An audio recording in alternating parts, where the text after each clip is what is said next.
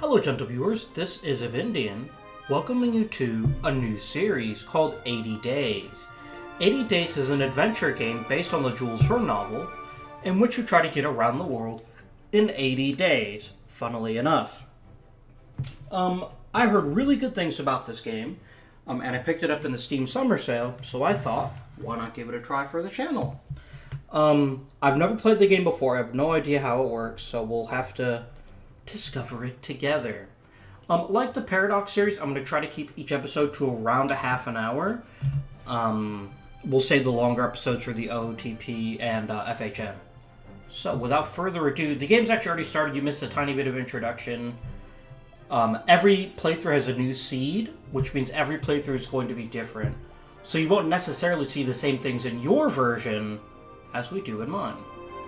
So we're going to click on London, and let's see what happens. We'll click Begin. You can take a screenshot and the settings from anywhere. Monsieur Phileas Fogg returned home early from the Reform Club, and in a newfangled steam carriage besides. I helped him down. And the iron-lunged, steam-driven horses clattered away. Passepartout, said he, we are going around the world. So, we have two choices. Very good, monsieur. I murmured dutifully, not believing a word of it. We shall circumnavigate the globe within 80 days. He was quite calm as he proposed this wild scheme. We leave for Paris on the 8:25. In an hour. In the original novel, he's very much kind of a very taciturn type of self.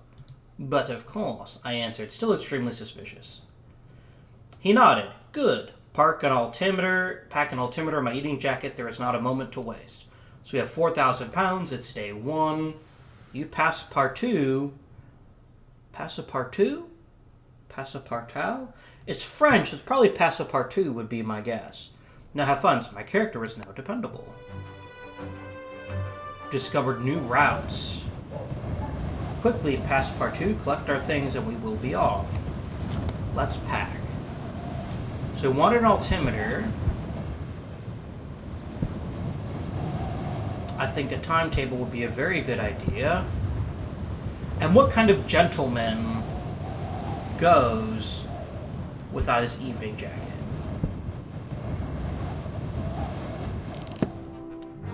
Our completed Englishman's wardrobe should help us negotiate times of upper-class journeys.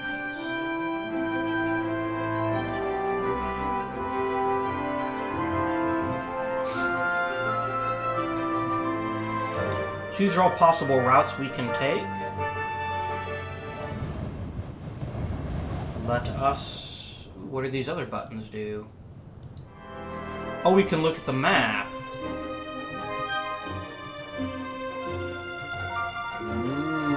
And then we can zoom in on our current location. Let us depart.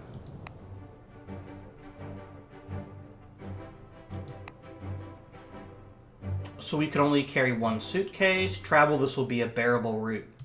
Let's go.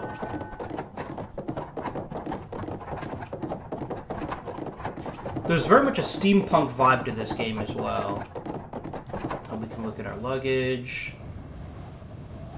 Oh, here we go. The mechanical horses raced past Piccadilly Circus and Pall Mall faster than a team of thoroughbreds.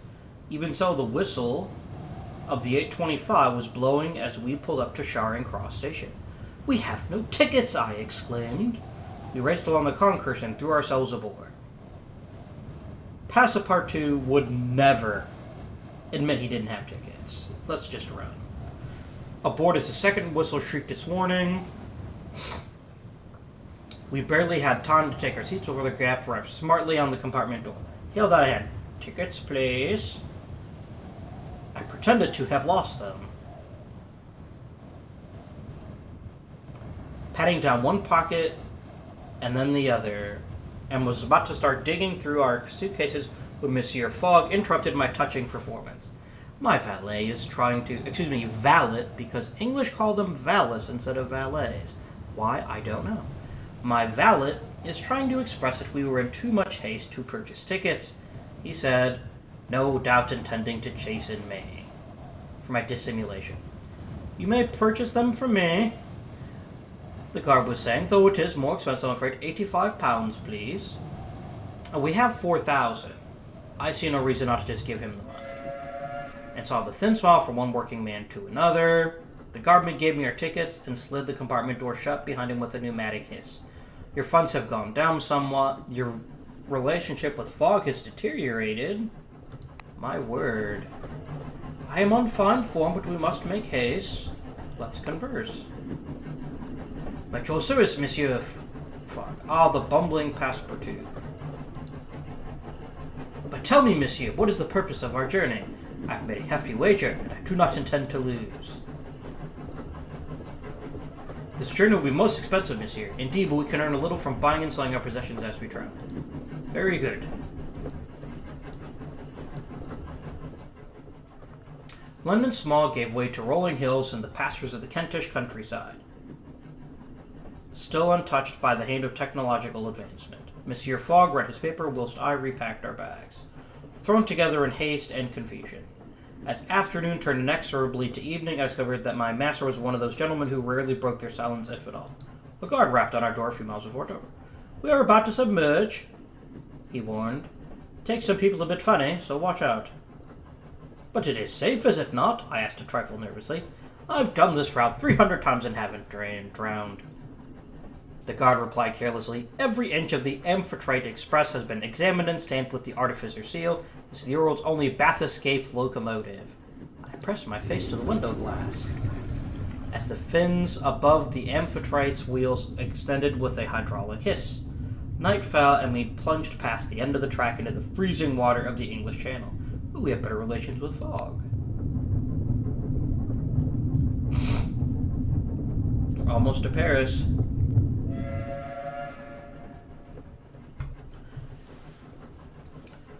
The AMPHITRITE plowed through the water overnight and splashed up onto water-gauge train tracks at Calais as dawn required. We should see what we might require. Loose clothing for hot weather and furs for cold, driving clothes for roads, and waterproof gear for boats. Will we venture north or south? I inquired, deep in thought. East, he replied with utter certainty. Even so, there are several routes to consider. But which is fastest? I believe, said he, that is what we shall put to the test. Parbleu! I scarcely knew what to think. We arrived at Paris, Gare du Nord, just after 1 o'clock. I know my French accent is terrible. I'm a little sorry.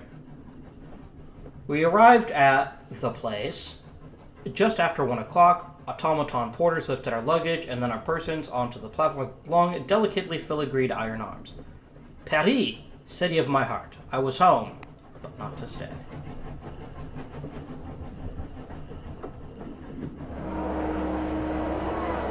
Some of our possessions could be sold here.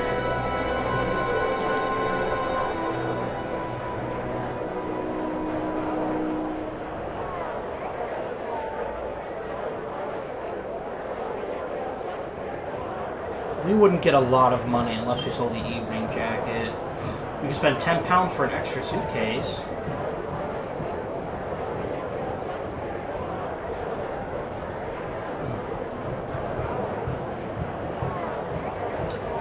Let's take a traveling cloak for £22. Ooh, it's worth a lot of money in Berlin.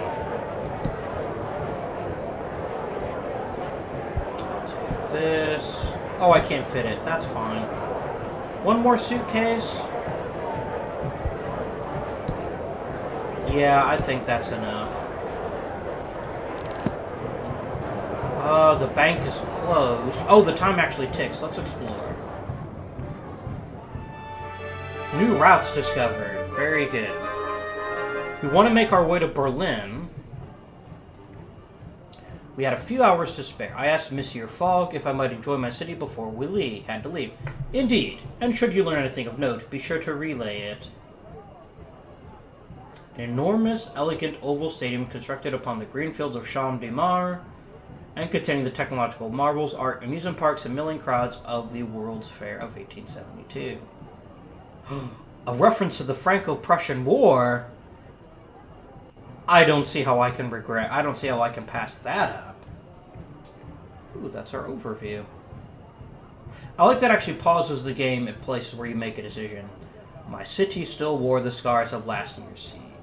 As did I. Paris and France had surrendered to the Prussian army after 4.5 months of grim, blood-soaked resistance in the Franco-Prussian War. Now, this World Fair was intended to reassure the country's citizens, and the world also, that the City of Light was still a great capital of the world. I did not doubt that.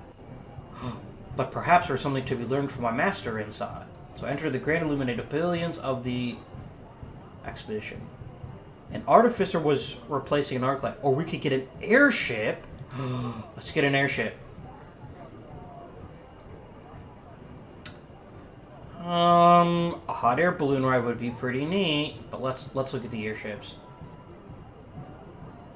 It's immediately caught by the... Ooh, so many choices. African-made rigid metal balloon, the gilded Egyptian Ifrit-class airship, the metal-clad four-propeller Savarkar Atmotic, the bulky coal gas-powered Ottoman Gavik, the twin-bladed Peruvian gyrocopter. You gotta go with the airship, right? Fast-flying sarcophagus. Do people really fly in such things? Asked an executor. Indeed, hundreds of them do, and every day. He replied with a booming laugh. Perhaps one day, and it's such a craft. Let's look at the arc light.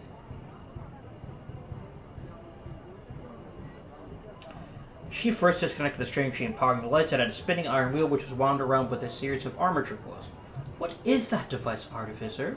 I asked politely. It's a bleeding nuisance is what it is, the Artificer grumbled in a thick Yorkshire accent. I have no idea. These gram machines are finicky beasts.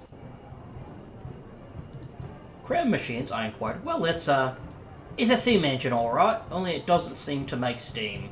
Well, that do. I hate explaining this stuff to laymen. The harshness of her tone was belied by her gentle touch. Ooh.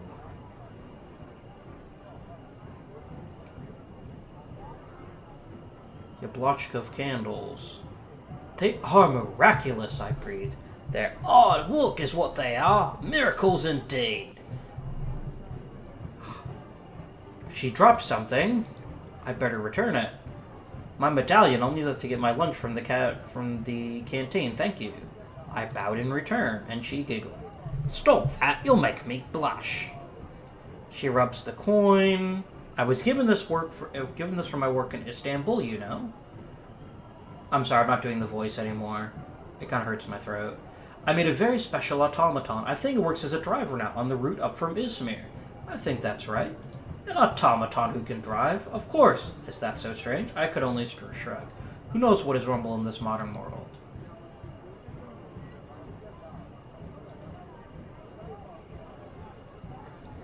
Let's go to the Artificers Guild. It had the most incredible display of machines.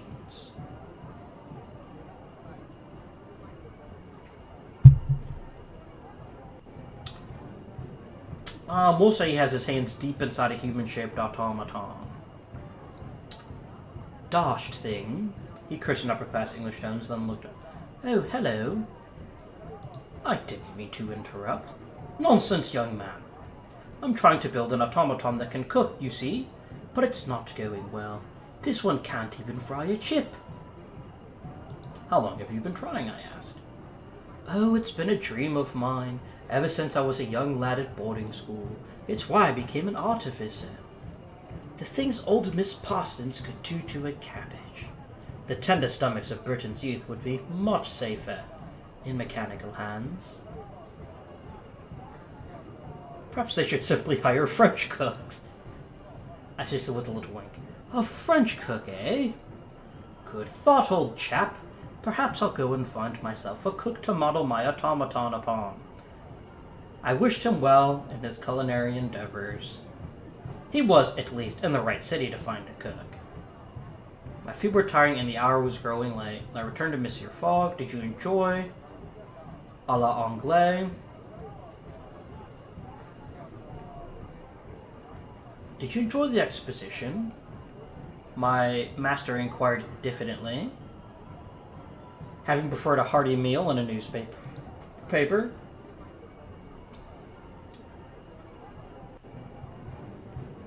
Do you think we will encounter artificers on our travels?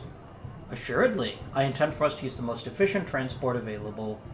I dreamed that night of mechanical wonders and automatons with beautifully enameled faces, knowing little of the strange inventions and stranger peoples I would soon encounter in my journey around the world. Oh, so we learned about a new route from Izmir to Istanbul. Let's plan. Let's go to Munich, because I really want to go to Berlin and sell this wine. I think this departure should be adjusted. Negotiate. The Englishman's wardrobe should yield results. Most generous. And it will cost a little bit more money. Very well.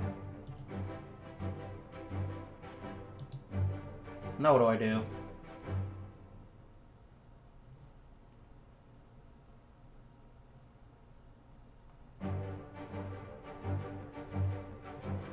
Is there a way to, like, speed up time? What do I click on?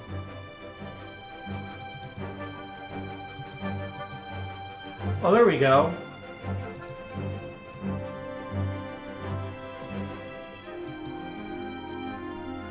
Oh, he wants a hotel. Here we go. We'll pass the night here. We took a hotel for the night. We will be comfortable here, Monsieur Fogg, remarking, but traveling overnight will often be more efficient. So we must board the longest journeys available. One-day journeys are more flexible and could allow for more connections. And then we leave.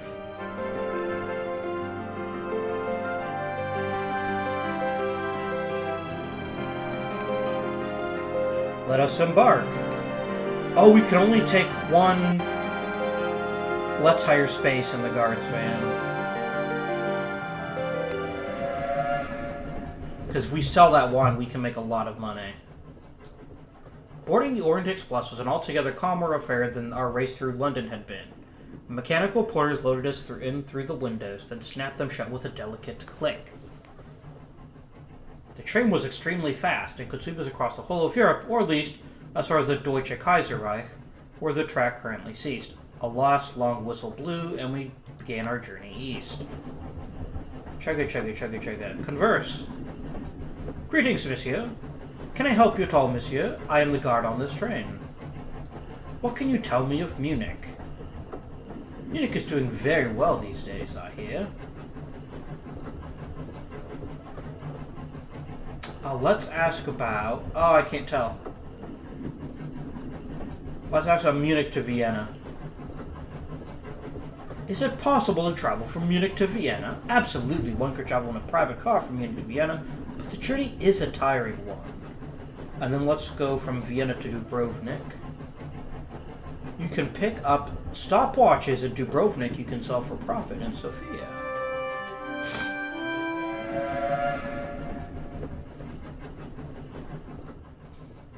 Master wished to be undisturbed, so as we left Paris, I barred our compartment door and we settled down to rest.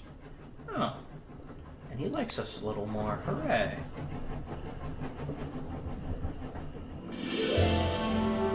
The traveling cloak should be quite valuable here. Oh, let's stay in the hotel until morning. As I previously noted, the Franco-Prussian War had concluded but a year previously. Thus I flaunted my French accent. I noticed in coddling other sensibilities. That is until the concierge in our hotel quite deliberately dropped a mug of coffee into my lap. Quite a sensitive moment for poor Passepartout. I made sure to spill a glass of Merlot on his shirt. The man stiffened, but did not criticize my clumsiness, returning a moment later in fresh whites and carrying a new glass, which somehow he contrived to splash in my face. Oh dear lord! In mopping myself, I accidentally pushed my steak knife into the man's arm. We have to do it. Drawing only a minor amount of blood, a moment later, he had turned about and brought a carafe of water to sharp contact with my left temple. There was nothing for it. I hit him in the eye. My character is now organized, but Fogg didn't like that. I shall retire early, he announced, and turned on his heel, having left behind his roast lamb.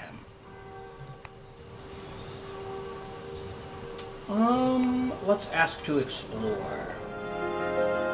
Okay, we can go to Berlin.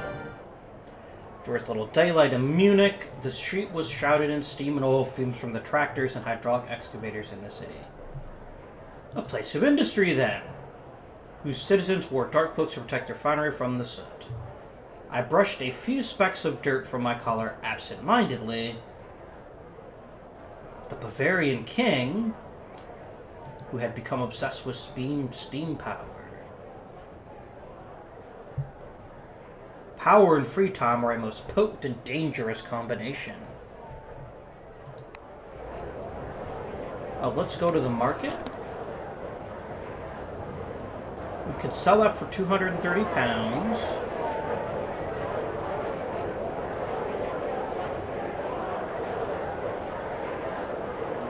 It's got all the shit. I really want this train timetable.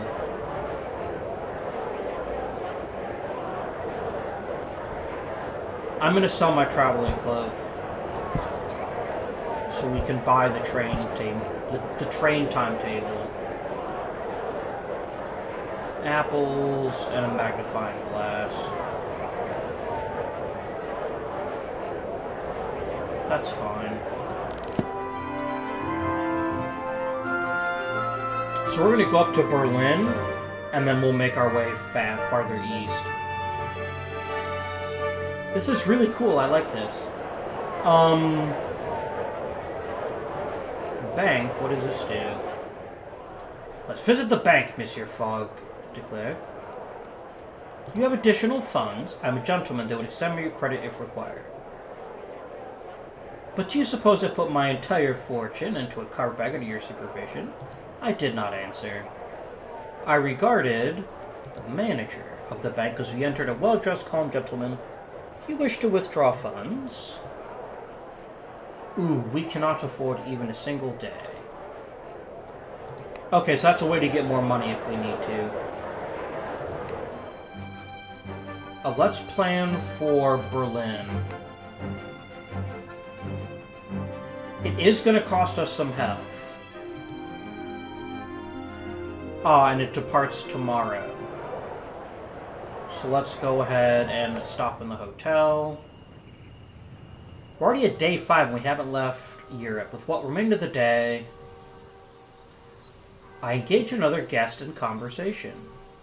Learning that these neither bank nor market, and Fogg is a little more irritated with me.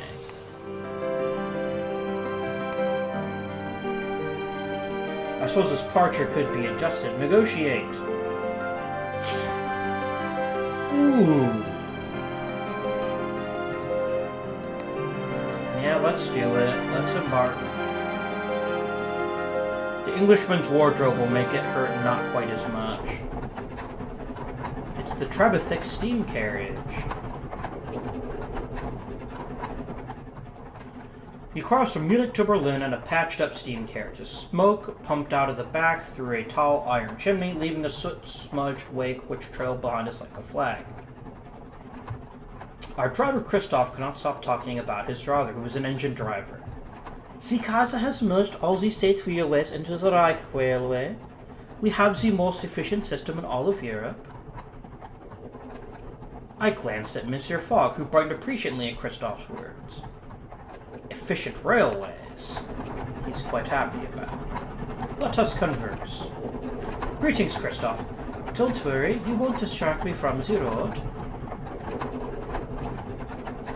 What can you tell us about Warsaw? You mentioned trains. I've been told Tsaritsyn can be reached from Moscow aboard the freight train. Can we go from Warsaw to Odessa? That would cut a lot of time off.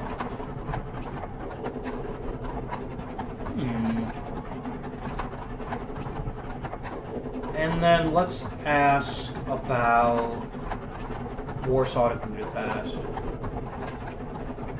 But Antimus, do you like trains? Indeed.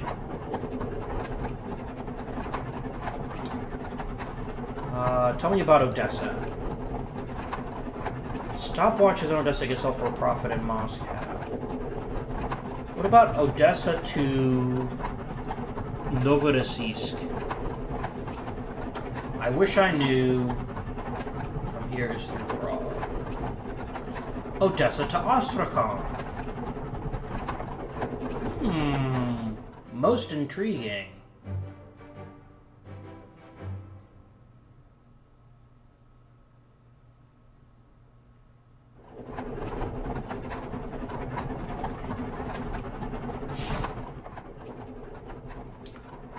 We were on the outskirts of Berlin when a shadow fell over the steam carriage. Christoph blanched and crossed himself, taking his hands from the wheel. I looked up, expecting rain. An Ottoman Gay-class warship hung directly above the steam carriage, enough that I could see a red-jacketed woman swinging from a trailing rope ladder and pointing towards us with a wild grin on her face. She shouted something, and 2 mechanical claws were dropped off the side of the gondola, their pincers gleamed threateningly. Drive, Christoph! Oh, shit. Give it all you have, man! Then we were hoisted upwards.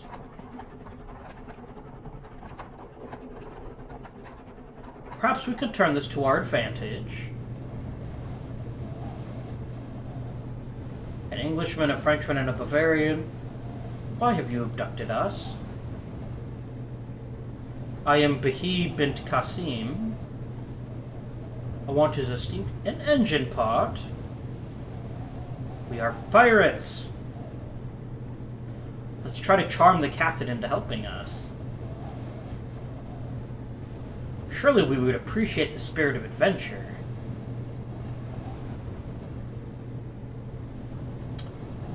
We will be going to Istanbul, maybe.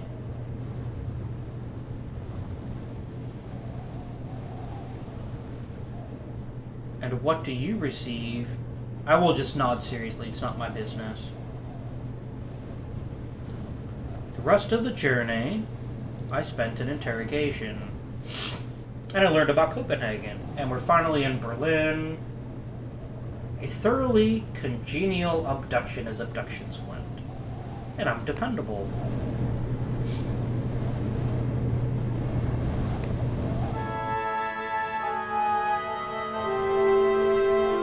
Well, let's stay here for the night. We stayed for the night in the Hotel Adlon on Unter den Linden. I went for a late night stroll. I sat down beside a pair of ladies who were each trying to outdrink the other. I kept score for them. Oh, you can go from Munich to Venice. See, I didn't know that. We'll go to the market. Let's sell the wine. It's worth a lot of money in cartoon, but we're not really going that way.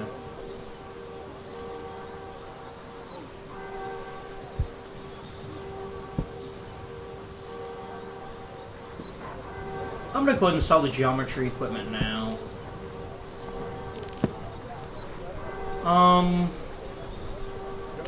Let's not stop here for very long. We're delivering everything to Istanbul, right? Let's go to Warsaw. And it's a bearable route, so it won't cost us anything. We're not exploring in Berlin, but we have to make choices. Suspecting as much, I attempted to plan ahead, loading all the luggage a full hour early and ensuring Monsieur Fogg was installed the moment the guards lifted the gate. I somehow left my own ticket behind and was forced to jump the barrier. I spent the night in the station's private cell. My gracious captain sent a wire to Warsaw for Monsieur Fogg to consider bailing me out upon his arrival. Oh dear. Paris World Fair, a roaring success.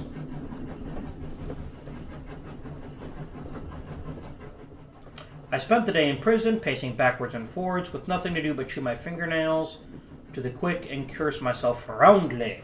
Was this the event of my adventure around the world? Surely not. But then the keys rattled in the iron door, and one of the guards informed me that Monsieur Fogg had vouched for me. A gentleman's word needs no further proof, and so they hauled me from the cell and put me on the next train. We lost a day there. Let us converse. Greetings, Madame Hammerschmidt. It's very good to meet you, monsieur. Can we go to Helsinki? Let's find out about Warsaw. What can you tell me of Warsaw? You can reach Minsk? Can I reach Moscow?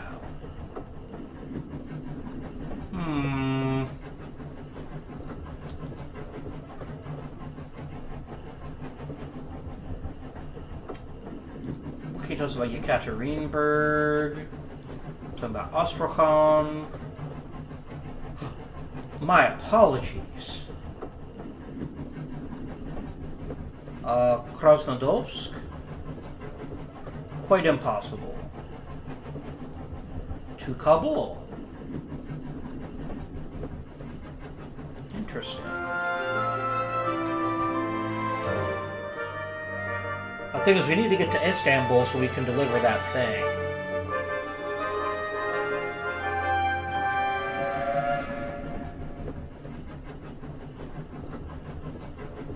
We're almost to Warsaw. And I believe we'll actually end the episode there. And I spent the journey relaxing. Apology on my lips. Come along, Passepartout, he said, and turned on his eel. I hurried after him into the town. Your character is now zestful.